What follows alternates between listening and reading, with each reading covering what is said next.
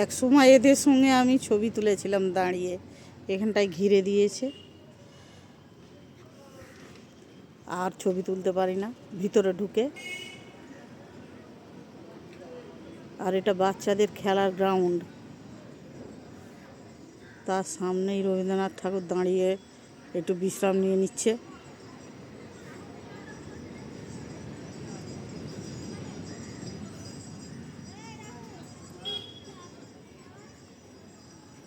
মানুষজনের কোলাহল আছে আজকে একটু, অন্যদিনে তো থাকেই না, লোক কমে যায়।